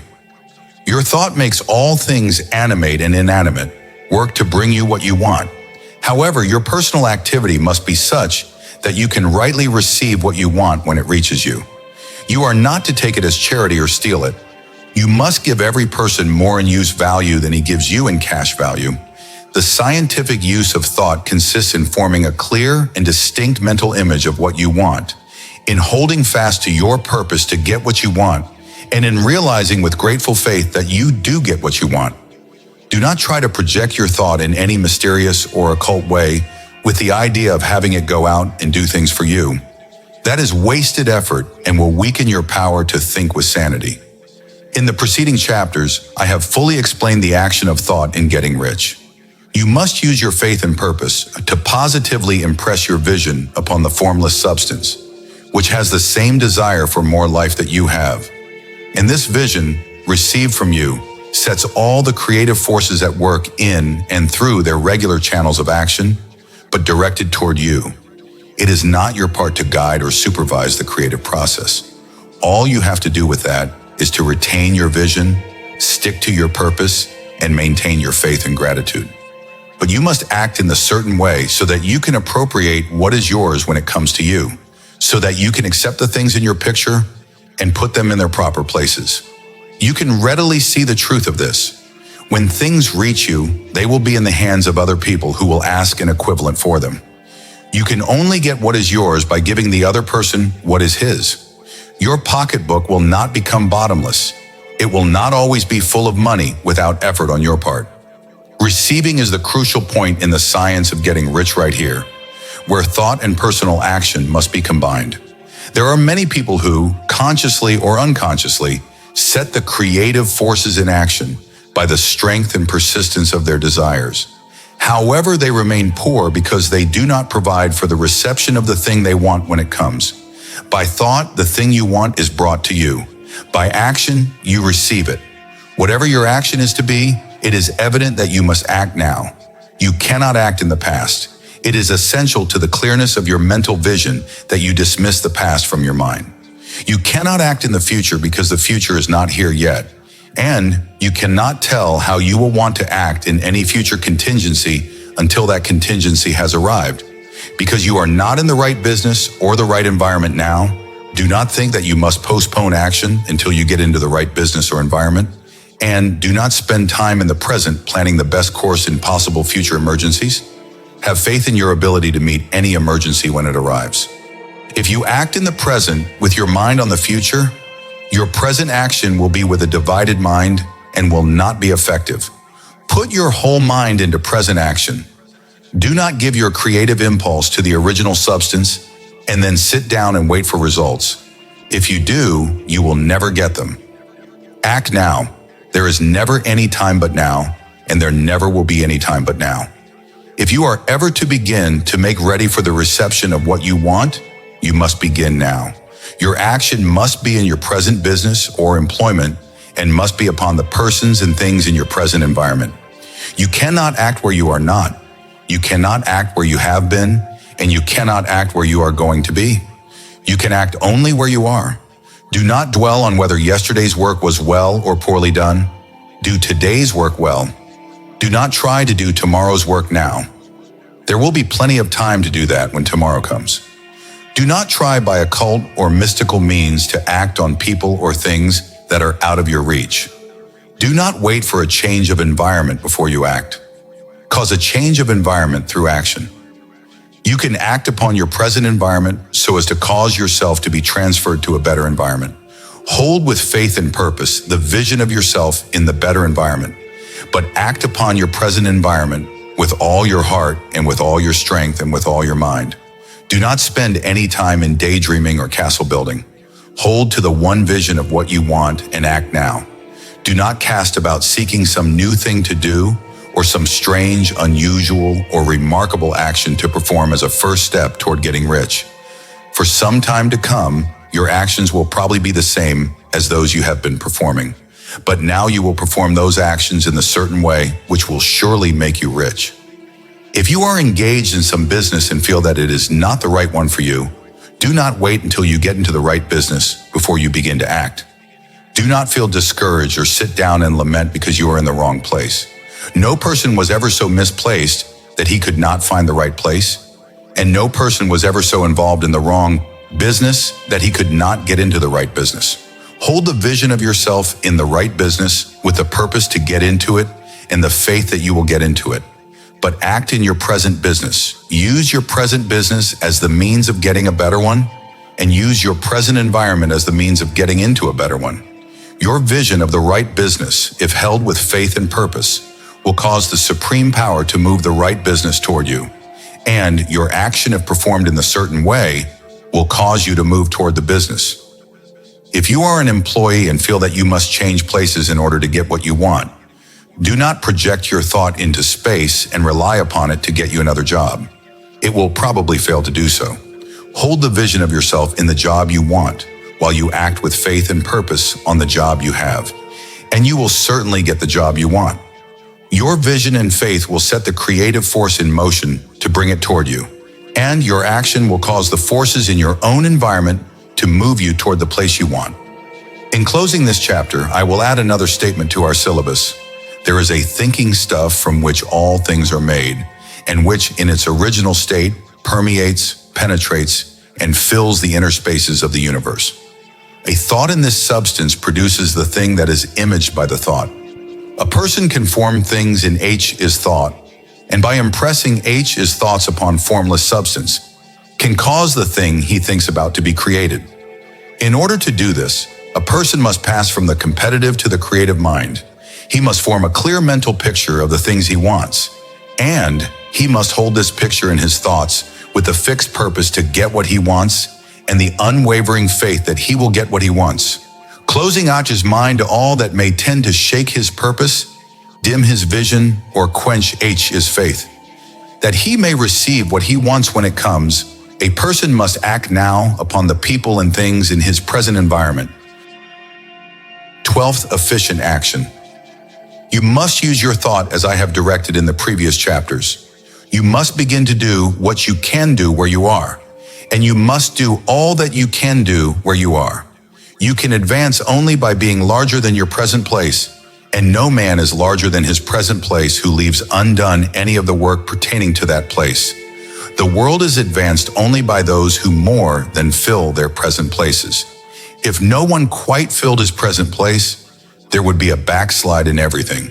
Those who do not quite fill their present places are a dead weight upon society, government, commerce, and industry. They must be carried along by others at a great expense. The progress of the world is retarded only by those who do not fill the places they are holding. They belong to a former age and a lower stage or plane of life. Their tendency is toward degeneration. No society could advance if every individual was smaller than his place, because social evolution is guided by the law of physical and mental evolution. In the animal world, evolution is caused by an excess of life. When an organism has more life than can be expressed in the functions of its own plane, it develops the organs of a higher plane, and a new species is originated. There never would have been new species had there not been organisms which more than filled their places. The law is exactly the same for you. Your getting rich depends upon your applying this principle to your own affairs. Every day is either a successful day or a day of failure. And it is the successful days which get you what you want. If every day is a failure, you can never get rich. If every day is a success, you cannot help but get rich. If there is something that may be done today and you do not do it, you have failed in so far as that thing is concerned. And the consequences may be more disastrous than you imagine. You cannot foresee the results of even the most trivial act. You do not know the workings of all the forces that have been set moving in your behalf. Much may be depending on your doing some simple act. It may be the very thing which is to open the door of opportunity to great possibilities. You can never know all the combinations which supreme power is making for you in the world of things and of human affairs. Your neglect or failure to do some small thing may cause a long delay in getting you what you want. Do, every day, all that can be done that day. There is, however, a limitation or qualification that you must take into account. You are not to overwork or to rush blindly into your business in the effort to do the greatest possible number of things in the shortest possible time. You are not to try to do tomorrow's work today or to do a week's work in a day. It is really not the number of things you do, but the efficiency of each separate action that counts. Every act is, in itself, either efficient or inefficient. Every inefficient act is a failure. And if you spend your life doing inefficient acts, your whole life will be a failure. The more things you do, the worse for you, if all your acts are inefficient ones. On the other hand, every efficient act is a success in itself. And if every act of your life is an efficient one, your whole life must be a success. The cause of failure is doing too many things in an inefficient manner and not doing enough things in an efficient manner. You will see that it is a self-evident proposition that if you do not do any inefficient acts, and if you do a sufficient number of efficient acts, you will become rich. If it is possible for you to make each act an efficient one, you see again that the getting of riches is reduced to an exact science, like mathematics. The matter turns then on the question of whether you can make each separate act a success in itself. And this you can certainly do. You can make each act a success because the infinite is working with you, and the infinite cannot fail. The supreme power is at your service. To make each act efficient, you have only to put your own power into it. Every action is either strong or weak.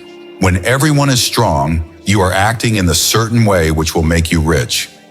Every act can be made strong and efficient by holding your vision while you are doing it, and by putting the whole power of your faith and purpose into it.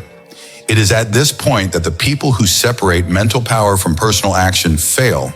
They use the power of mind in one place and at one time, and they act in another place and at another time. Thus, their acts are not successful in themselves. Too many of them are inefficient. But if you put the supreme power in every act, no matter how commonplace, every act will be a success in itself. Every success opens the way to other successes. Your progress toward what you want and the movement of what you want toward you will become increasingly rapid. Remember that successful action is cumulative in its results. When a man begins to move toward a larger life, more things attach themselves to him, and the influence of his desire is multiplied. This is because the desire for life is inherent in all things. Do every day all that you can do that day, and do each act in an efficient manner. In saying that you must hold your vision while you are doing each act, however trivial or commonplace, do not mean to say that it is necessary at all times to see the vision distinctly to its smallest details. During your leisure hours, you should focus your imagination on the details of your vision in order to fix it firmly in your memory. If you wish speedy results, spend practically all your spare time in this practice. By continuous contemplation, you will get the picture of what you want firmly fixed upon your mind and completely transferred to the mind of the formless substance. Then in your working hours, you need only to mentally refer to the picture, to stimulate your faith and purpose, and to put forth your best effort. Contemplate your picture in your leisure hours until your consciousness is so full of it that you can grasp it instantly. You will become so enthusiastic about its bright promises that the mere thought of it will call forth the strongest energies of your whole being. Let us again repeat our syllabus, and by slightly changing the closing statements, bring it to the point we have now reached.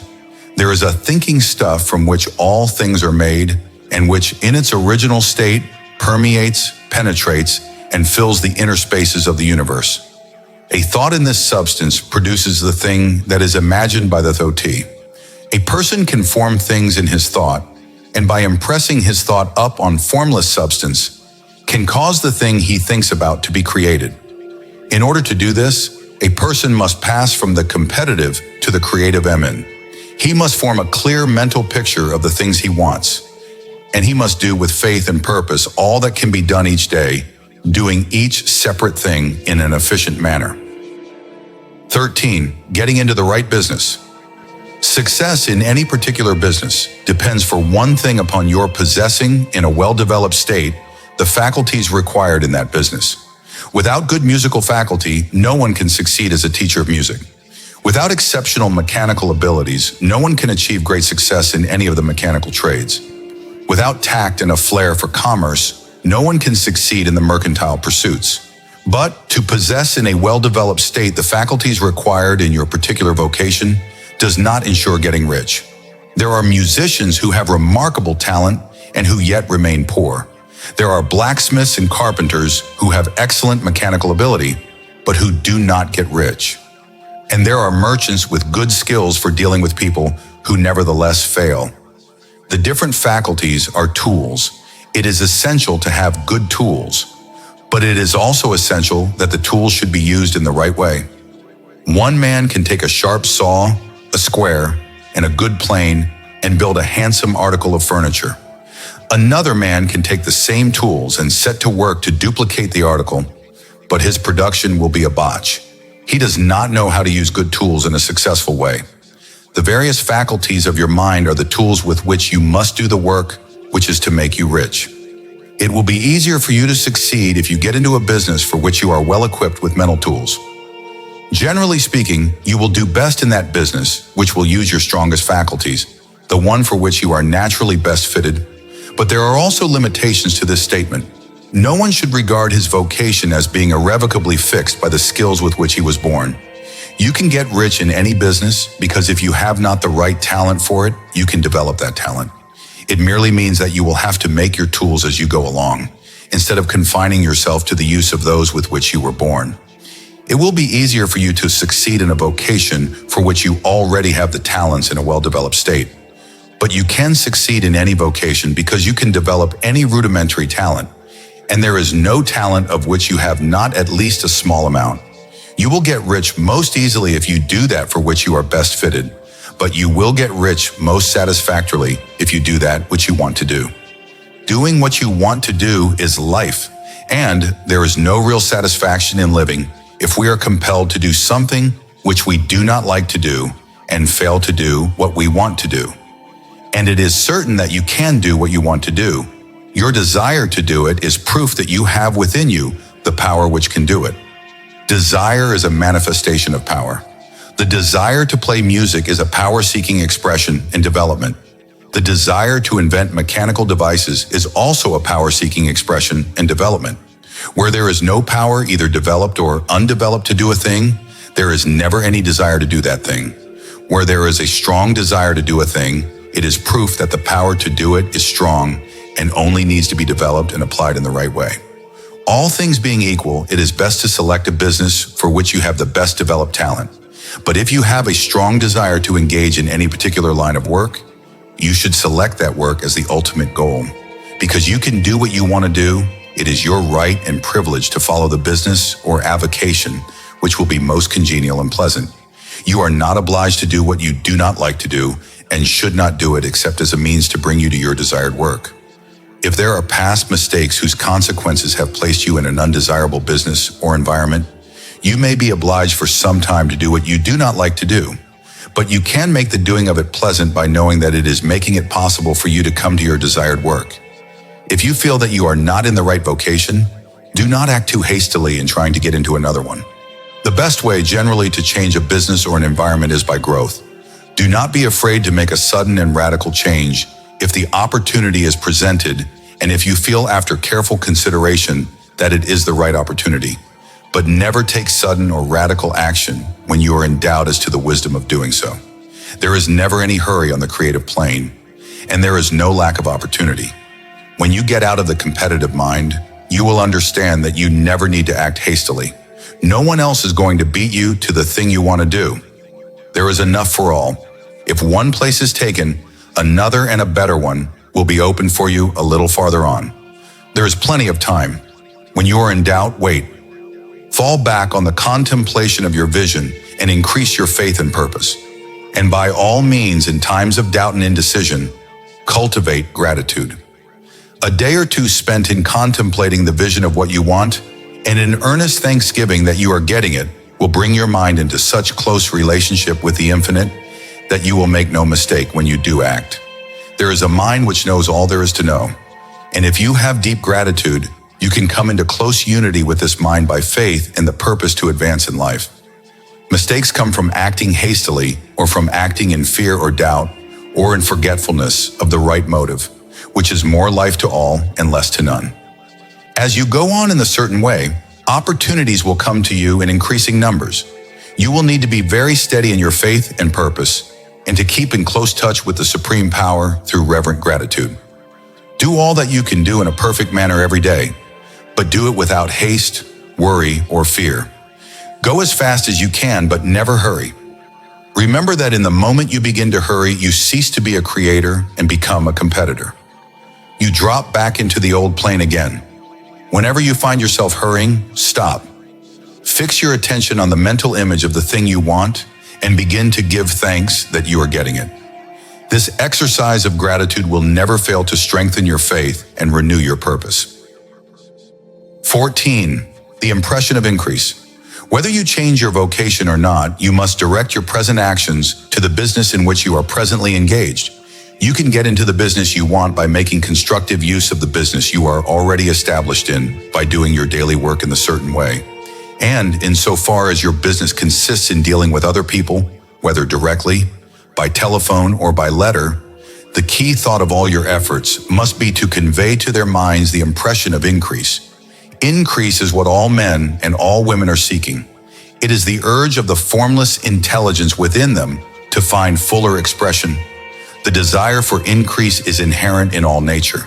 It is the fundamental impulse of the universe. All human activities are based on the desire for increase. People are seeking more food, more clothes, better shelter, more luxury, more beauty, more knowledge, more pleasure, more life.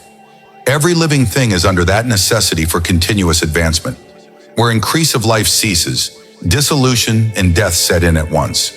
People instinctively know this, and hence they are forever seeking more. This law of perpetual increase is set forth by Jesus in the parable of the talents.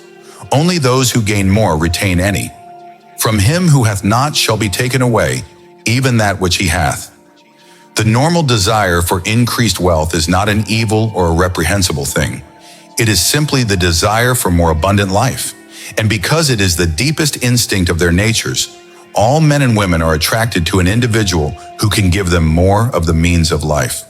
In following the certain way, as described in the foregoing pages, you are getting continuous increase for yourself, and you are giving it to all with whom you deal. You are a creative center from which increase is given off to all.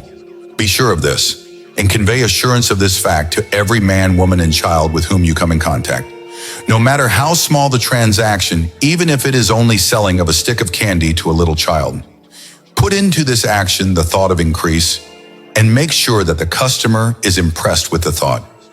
Convey the impression of advancement with everything you do, so that all people shall receive the impression that you are an advancing man, and that you advance all who deal with you.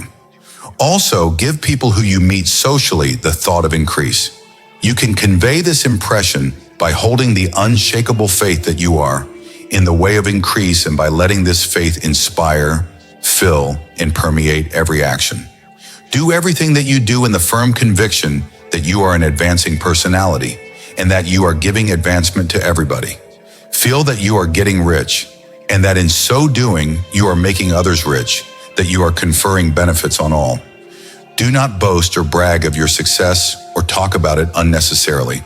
True faith is never boastful. Wherever you find a boastful person, you find one who is secretly doubtful and afraid. Simply feel the faith and let it work out in every transaction. Let every act and tone and look express the quiet assurance that you are getting rich, that you are already rich. Words will not be necessary to communicate this feeling to others. They will feel the sense of increase when they are in your presence, and will be attracted to you. You must so impress others that they will feel that in associating with you, they will get increase for themselves. See that you give them a use value greater than the cash value you are taking from them. If you always take an honest pride in doing this and let everybody know it, you will always have customers.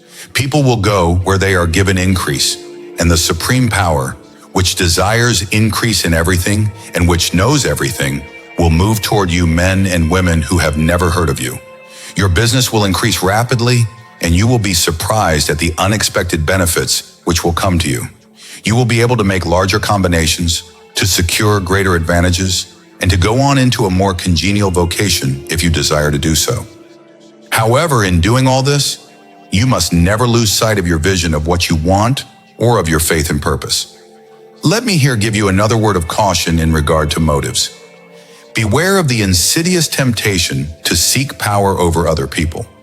Nothing is so pleasant to the unformed or partially developed mind as the exercise of power or domination over others. The desire to rule for selfish gratification has been the curse of the world. For countless ages, kings and lords have drenched the earth with blood in their battles to extend their dominions. They have not been engaged in an effort to seek more life for all, but to get more power for themselves. Today, the main motive in the business and industrial world is the same. People marshal their armies of dollars and lay waste the lives and hearts of millions in the same mad scramble for power over others. Commercial kings, like political kings, are inspired by the lust for power. Jesus saw in this desire for mastery the moving impulse of that evil world he sought to overthrow. Read 23 Matthew and see how he pictures the lust of the Pharisees to be called master, to sit in the high places, to domineer over others, and to lay burdens on the backs of the less fortunate. Note how he compares this lust for dominion to the brotherly seeking for the common good to which he calls his disciples. Look out for the temptation to seek authority, to become a master, to be considered as one who is above the common herd, and to impress others by lavish display. The mind that seeks for mastery over others is the competitive mind, and the competitive mind is not the creative one. In order to master your environment and your destiny, it is not at all necessary that you should rule over your fellows. And indeed, when you fall into the world's struggle for high places, you begin to be conquered by fate and environment, and getting rich becomes a matter of chance and speculation. Beware of the competitive mind. No better statement of the principle of creative action can be formulated than the favorite declaration of the late Golden Rule Jones. What I want for myself, I want for everybody. 15. The advancing man. What I have said in the last chapter applies to the professional and the wage earner, as well as to a person who is engaged in mercantile business. No matter what your profession, if you can give increase of life to others and make them sensible of this gift, they will be attracted to you and you will get rich. The physician who holds the vision of himself as a great and successful healer and who works toward the complete realization of that vision with faith and purpose will come into such close touch with the infinite that he will be phenomenally successful. Patients will come to him in throngs. No one has a greater opportunity to carry into effect the teachings of this book than the practitioner of medicine. It does not matter which of the various schools he may belong to, because the principle of healing is common to all of them and may be reached by all. The advancing man in medicine, who holds to a clear mental image of himself as successful and who obeys the laws of faith, purpose, and gratitude, will cure every curable case he undertakes, no matter what remedies he may use. In the field of religion, the world cries out for clergy who can teach their hearers the true science of abundant life. A person who masters the details of the science of getting rich together with the allied sciences of being well, of being great, and of winning love, and who teaches these details from the pulpit, will never lack for a congregation. This is the gospel that the world needs. It will give increase of life. People will hear it gladly and will give liberal support to the person who brings it to them. What is now needed is a demonstration of the science of life from the pulpit. We want preachers who can not only tell us how, but who in their own persons will show us how. We need the preacher who is rich, healthy, great, and beloved to teach us how to attain these things. And when that person comes, he will find a numerous and loyal following. The same is true of the teacher who can inspire the children with the faith and purpose of the advancing life. That person will never be out of a job. And teachers who have this faith and purpose can give it to their pupils. They cannot help giving it to them if it is part of their own life and practice. What is true of the teacher, preacher, and physician is also true of the lawyer, dentist, real estate person, insurance agent, of everybody. The combined mental and personal action I have described is infallible. It cannot fail. Every man and woman who follows these instructions steadily, perseveringly, and to the letter will get rich. The law of the increase of life is as mathematically certain in its operation as the law of gravitation. Getting rich is an exact science. The wage earner will also find this to be true. Do not feel that you have no chance to get rich because you are working where there is no visible opportunity for advancement, where wages are small and the cost of living high. Form your clear mental vision of what you want and begin to act with faith and purpose. Do all the work you can do every day and do each piece of work in a perfectly successful manner. Put the power of success and the purpose of getting rich into everything that you do. However, do not do this merely with the idea of currying favor with your employer in the hope that he or those above you will see your good work and advance you. It is unlikely that they will do so. The person who is merely a good worker, filling his place to the very best of his ability and satisfied with that, is valuable to his employer. It is not in the employer's interest to promote him. He is worth more where he is. To secure advancement, something more is necessary than to be too large for your place. The person who is certain to advance is the one who is too big for his place and who has a clear concept of what he wants to be, who knows that he can become what he wants to be, and who is determined to be what he wants to be. Do not try to more than fill your present place with a view to pleasing your employer. Do it with the idea of advancing yourself. Hold the faith and purpose of increase during work hours, after work hours, and before work hours. Hold it in such a way that every person who comes in contact with you, whether for man, fellow worker, or social acquaintance, will feel the power of purpose radiating from you. Hold the faith and purpose so that everyone will get the sense of advancement and increase from you. People will be attracted to you, and if there is no possibility for advancement in your present job, you will very soon see an opportunity to take another job. There is a power which never fails to present opportunity to the advancing man who is moving in obedience to law. God cannot help helping you if you act in a certain way. He must do so in order to help himself. There is nothing in your circumstances or in the industrial situation that can keep you down. If you cannot get rich working for a conglomerate, you can get rich on a 10-acre farm. And if you begin to move in a certain way, you will certainly escape from the clutches of the conglomerates and get onto the farm or wherever else you wish to be. If a few thousand of its employees would enter upon the certain way, a company would soon be in a bad plight. It would have to give its workers more opportunity or go out of business. Nobody has to work for inadequate pay. The company can keep people in so-called hopeless conditions only so long as there are those who are too ignorant to know of the science of getting rich or too intellectually slothful to practice it. Begin this way of thinking and acting, and your faith and purpose will allow you to quickly see any opportunity to better your condition. Such opportunities will speedily come because the supreme power, working in everything and working for you, will bring opportunities to you. Do not wait for an opportunity to be all that you want to be. When an opportunity to be more than you are now is presented and you feel impelled toward it, take it. It will be the first step toward a still greater opportunity. There is no such thing possible in this universe as a lack of opportunities for a person who is living the advancing life. It is inherent in the constitution of the cosmos that all things shall be for the advancing man and work together for his good. And he must certainly get rich if he acts and thinks in a certain way. So let wage-earning men and women study this book with great care and enter with confidence upon the course of action I prescribe. It will not fail. 16.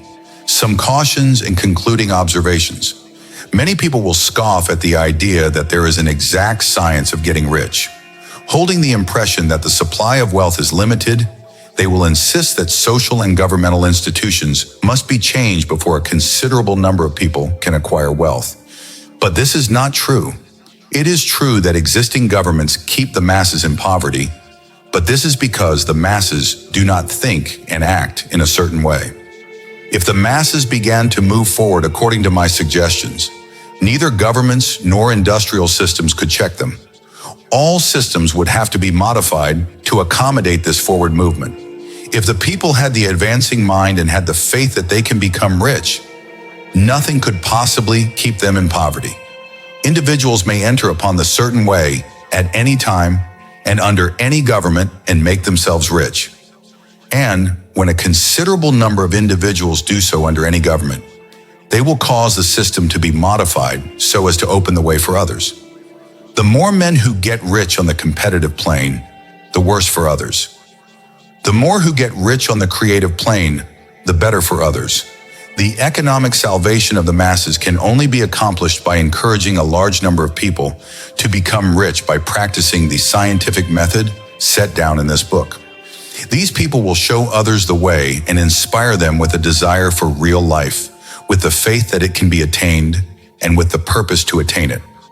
For the present, however, it is enough to know that neither the government under which you live nor the capitalistic or competitive system of industry can keep you from getting rich. When you enter upon the creative plane of thought, you will rise above all these things and become a citizen of another kingdom. But remember that your thought must stay on the creative plane. You are never to regard the supply as limited or to act in a competitive manner. Whenever you do fall into old ways of thought, correct yourself instantly, because when you are in the competitive mind, you have lost the cooperation of the supreme power. Do not spend any time in planning how you will meet possible emergencies in the future. You should be concerned with doing today's work in a perfectly successful manner, not with emergencies which may arise tomorrow. You can attend to them as they come. Do not concern yourself with questions of how you will surmount obstacles which may loom upon your business horizon. Ignore these questions unless you can plainly see that your course must be altered today in order to avoid these obstacles. No matter how tremendous an obstruction may appear at a distance, you will find that if you continue in a certain way, it will disappear as you approach it, or that a way over, through, or around it will appear. No possible combination of circumstances can defeat a man or woman who is proceeding to get rich along strictly scientific lines. No man or woman who obeys the law can fail to get rich, any more than one can multiply 2 by 2 and fail to get 4. Give no anxious thought to possible disasters, obstacles, panics, or unfavorable combinations of circumstances.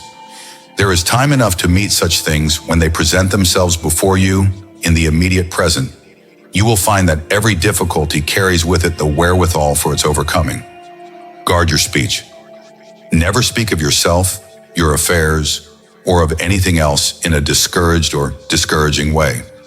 Never admit the possibility of failure or speak in a way that implies failure as a possibility.